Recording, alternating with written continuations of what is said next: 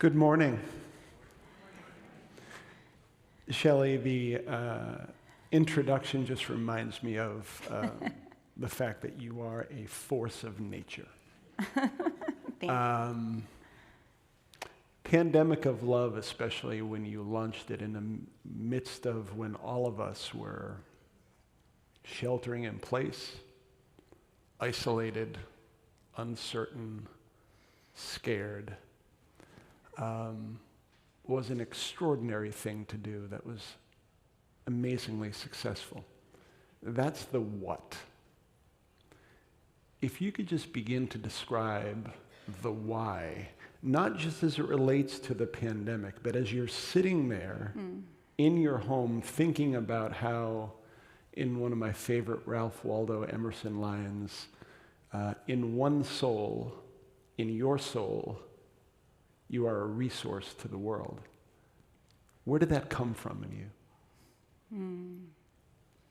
That's a beautiful quote and a great question. I think I'll have to start from really my upbringing, right? I was fortunate enough to grow up in a community and in a culture where the notion of, in Hebrew we say tikkun olam, which is repair the world, right? And repairing the world seems like a really big and lofty task that most of us would feel is too big of a task to take on by ourselves. But I'm reminded of a quote that I saw recently when I was in Warsaw at the Oskar Schindler Museum. There's a monument, and it's a Talmudic quote that says, "He who saves one life, it is as if he has saved the world."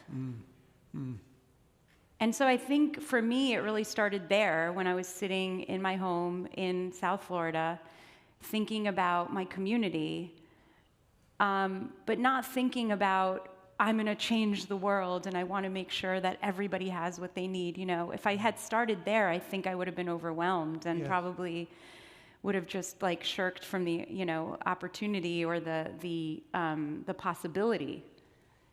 Instead, I thought really about and leaned into the Buddhist proverb, which I've shared with you before, which is, tend to the area of the garden that you can reach. Tend to the area of the garden that you can reach. So I started to think about and boil it down to, what area of the garden can I reach?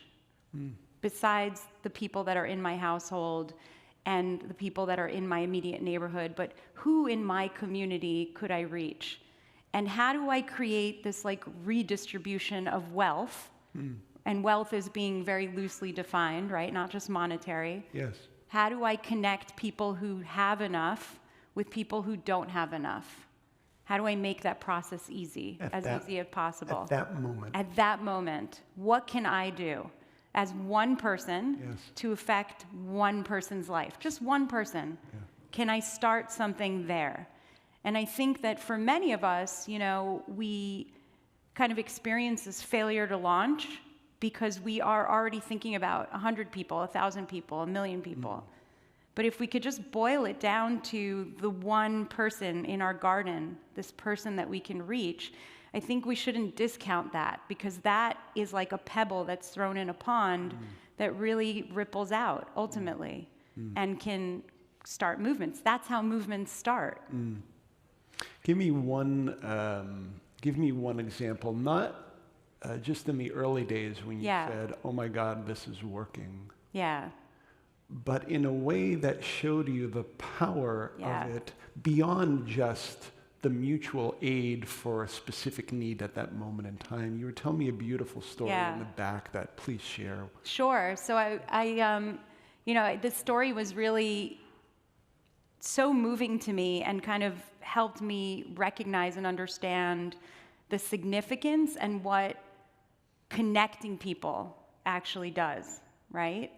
When you think about philanthropy, when you think about charitable organizations or nonprofits, oftentimes they remove the connection part from the equation. It's like there's a person who wants to donate, they write a check, it goes to the organization, and then it's kind of, there's a middleman, right? It's a transaction. It's a transaction. It's very transactional.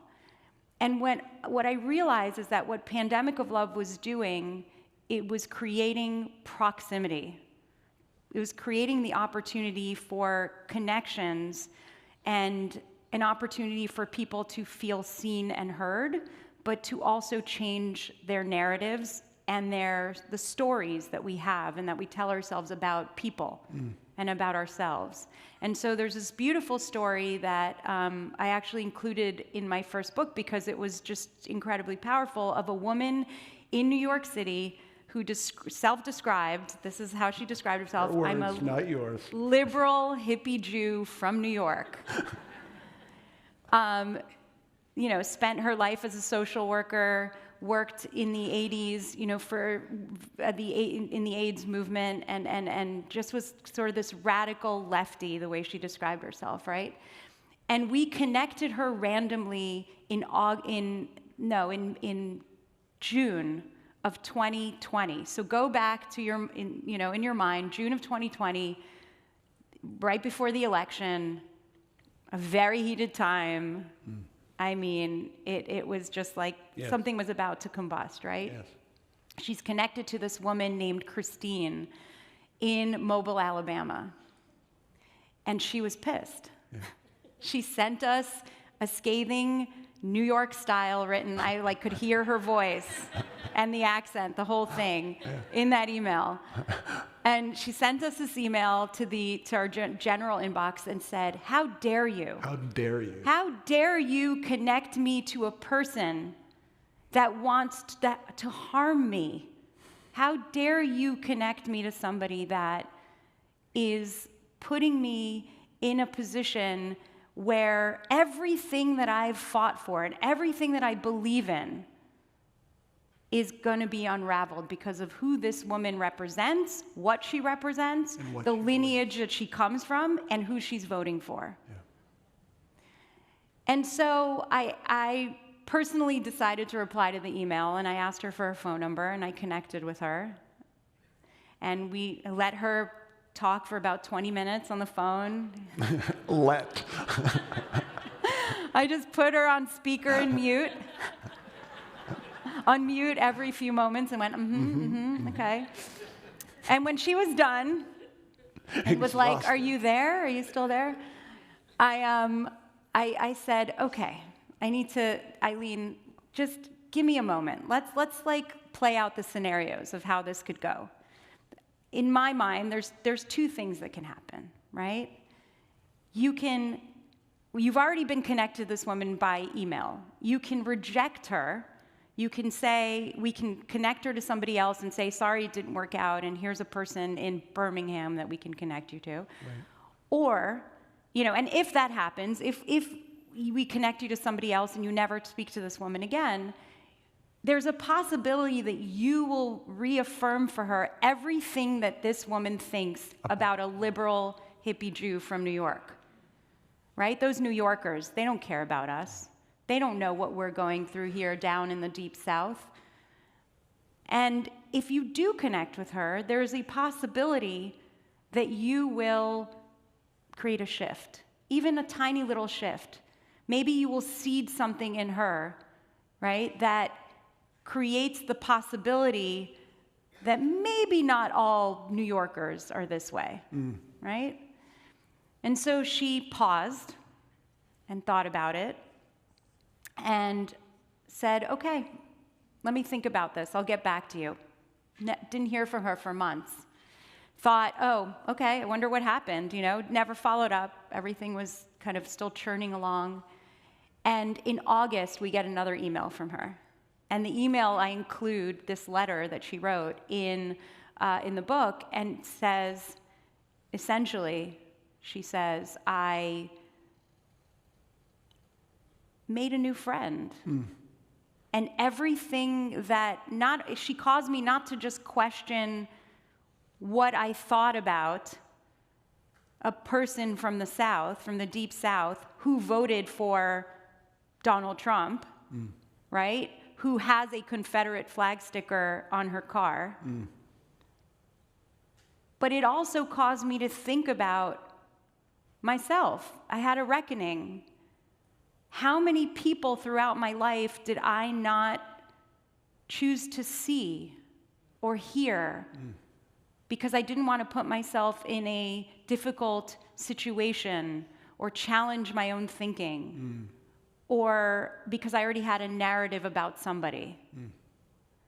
And so that was like a seminal moment for me, because I realized that this wasn't just about transactions, but it was really about creating proximate spaces, spaces where we get to push up against the edges of what we believe, we get to widen our aperture, and we get to really see the person, the human being, that has all these layers of stories that we've attached to them, and actually see them for who they are. Trust comes after we begin to engage with one another. That the difficult conversation is not the first conversation. Right.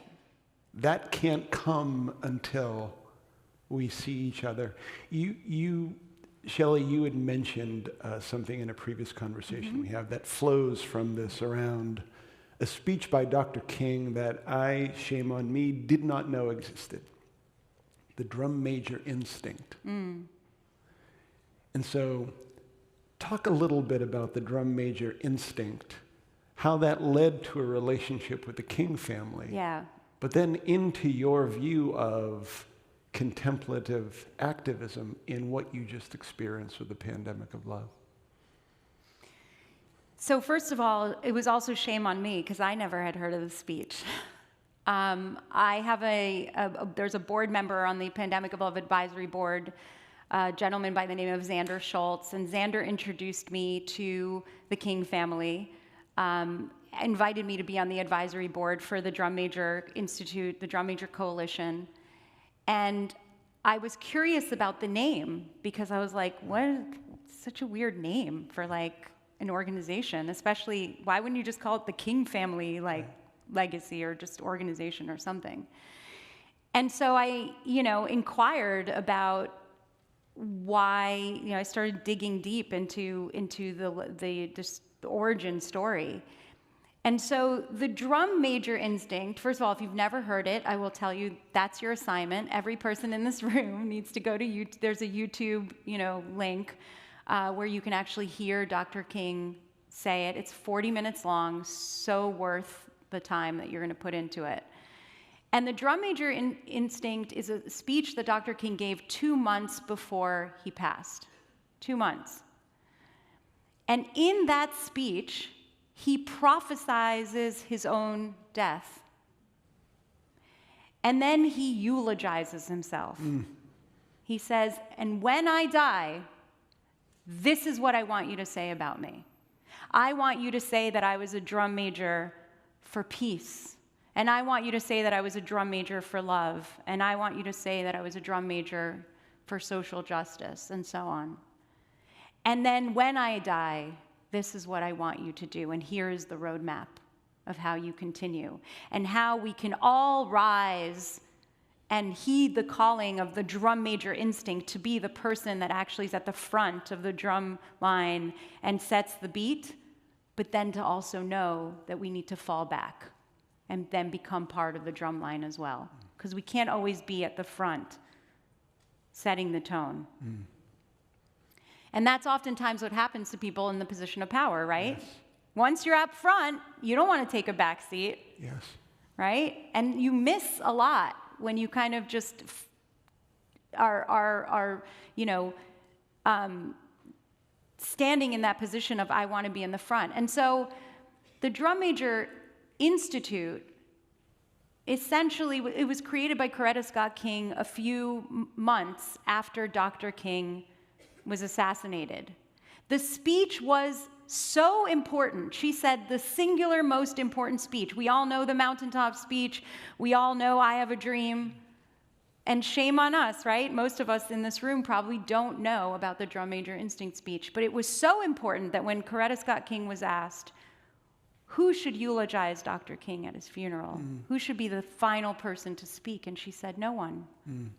We need to play this speech. He will eulogize himself. And so The Drum Major Institute is an incredible organization that funds grantee organizations, community organizers, people who are setting the tone, that are doing incredible work.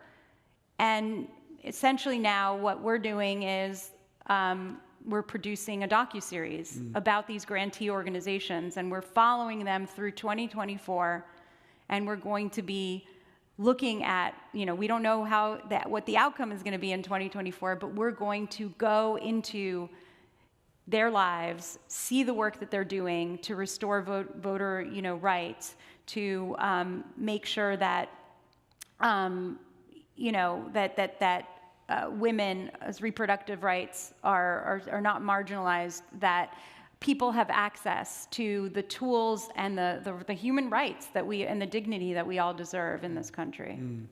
I can just see you, at the front of the line for a brief moment, setting the beat, and then like with Pandemic of Love, when it hits this certain tipping point, you come back.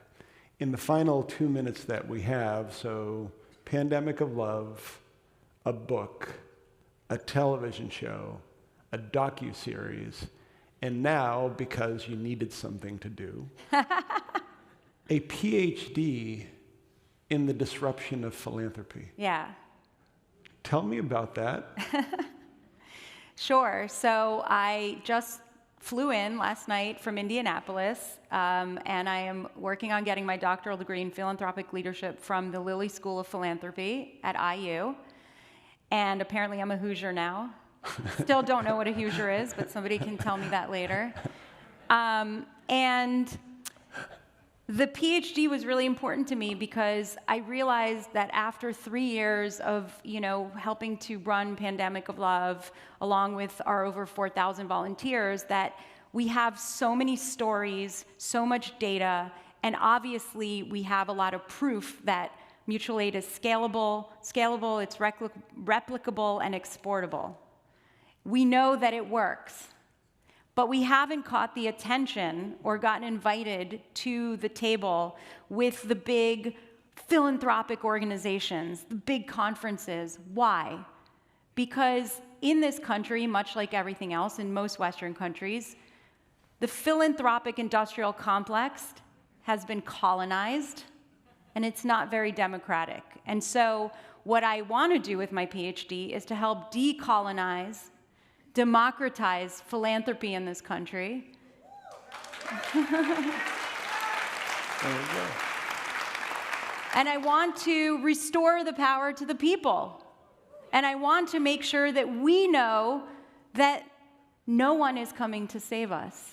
We have to save ourselves, and we have the power to do it, to build communities of care, to rely on each other, to create moments of proximity, and to no longer be afraid to be in difficult spaces, having difficult conversations with each other, because that is the only thing that is going to save us. Ladies and gentlemen,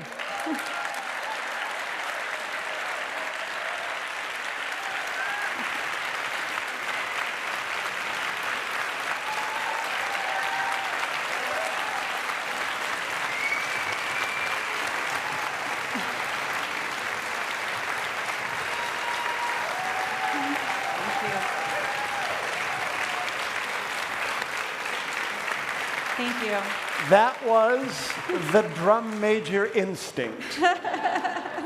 In one soul, in your soul, there are resources for the world. Thank you. Shelly Tygielski. Thank you, everyone.